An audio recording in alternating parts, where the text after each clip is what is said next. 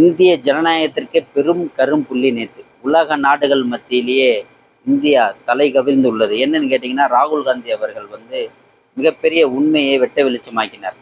பிஜேபிக்கும் தேர்தல் ஆணையத்துக்கும் உள்ள கனெக்ஷன் மூலமா மக்களுடைய ஓட்டுக்களை திருடி இருக்காங்க. எவ்வளவு பெரிய கேவலம்! இந்த 2025ஆம் ஆண்டு நவீன யுகத்திலே இவ்வளவு பெரிய கேவலமான அரசியலை பிஜேபி செஞ்சிருக்கு. மக்களை ஏமாத்திருக்கு. இந்த பிஜேபி காரனுக்கு ஒன்னே ஒன்று நான் கேட்குறேன். இங்கே திராவிட கட்சிகளை குற்றம் சொல்லுவாங்க, நீங்க ஓட்டை விலை கொடுத்து வாங்குறீங்கன்ட்டு. அதே மாதிரி மக்களையும் திட்டுவாங்க, ஓட்டை விற்கிறாங்க காசுக்காக அப்படின்னு ரொம்ப கேவலமா அருவறுப்பா சொல்லுவாங்க. டேய் மானம் கட்டவங்களா, உங்களை விட கேவலமானவன் இந்த உலகத்துல இருக்கானா? கேவலம் மக்களுக்கே தெரியாம அவர்களுடைய ஓட்டுரிமை, விலை மதிக்க முடியாத ஓட்டுரிமையை திருடி இருக்கீங்களே மானம் கெட்டவர்களை. இந்த மாதிரி வெற்றி உங்களுக்கு தேவையா?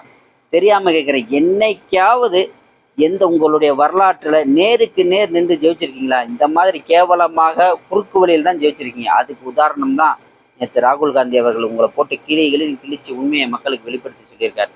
நம்ம கூட நினைச்சோம் ஓட்டு திருட்டு நடக்குதுன்னு. எப்படின்னா, தலைவாசல், ஒரு வீட்டுல தலைவாசலை உடைச்சு திருடிருப்பாங்க அப்படின்னு நினைப்போம். ஆனா இவங்க கக்கூஸ் வழியா இந்த வீட்டுல பொருளை திருடி இருக்க மாதிரி தான் தேர்தல் ஆணையத்தோட கூட்டணி வச்சு ரொம்ப கேவலமான முறையில் இந்த ஓட்டை திருடி ஆட்சியை கைப்பற்றிருக்காங்க.